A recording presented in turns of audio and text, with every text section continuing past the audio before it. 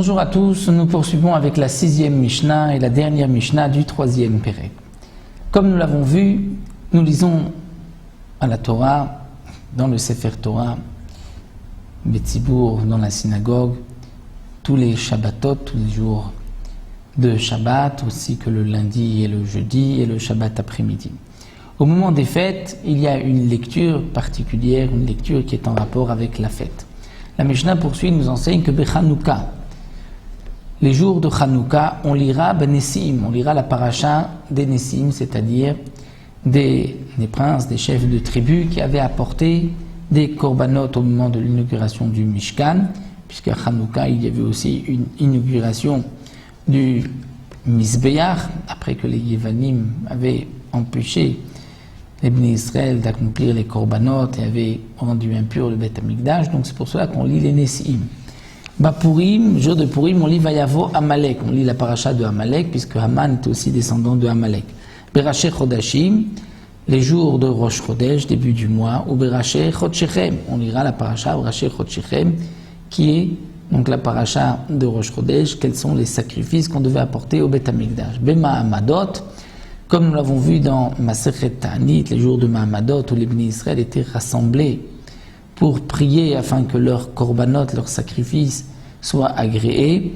Ces jours-là, on lisait Bemaaset Bereshit, la construction, la création du monde, Sefer Bereshit, étant donné que grâce aux korbanot, le ciel et la terre tiennent, comme c'est marqué dans la Gemara, donc c'est pour cela qu'on lit Bemaaset Bereshit.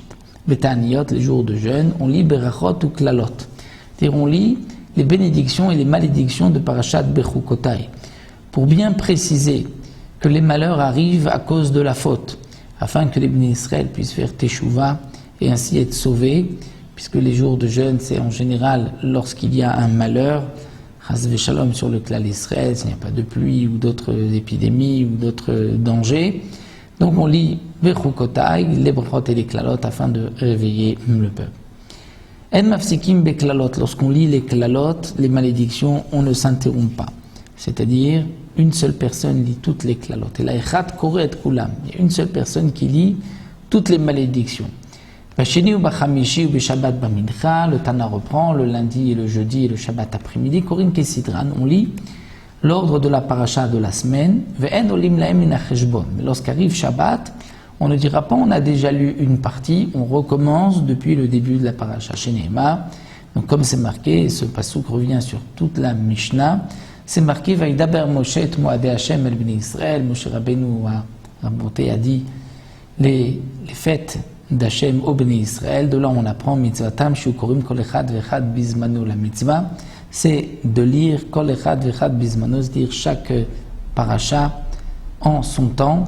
Donc au moment des fêtes, nous lisons une paracha prophète, comme nous l'avons vu donc dans ces Mishnayot. Donc là, le Tana, dans tout ce Pérec, nous a enseigné d'abord les halachot de la sainteté de la synagogue, comme le Tosfot Yom Tov avait expliqué. Le Tana voulait nous enseigner la lecture de la Torah, puisqu'on nous a parlé de la lecture de la Megillah, la lecture de la Torah, qui est aussi une takana des Chachamim, des prophètes, des Nevi'im, puisque cette lecture se faisait donc dans les synagogues, en public. Donc on nous a d'abord apporté la kedusha, la sainteté de la synagogue, et ensuite ce que l'on lisait, quels étaient les parachutes, les passages qu'on lisait.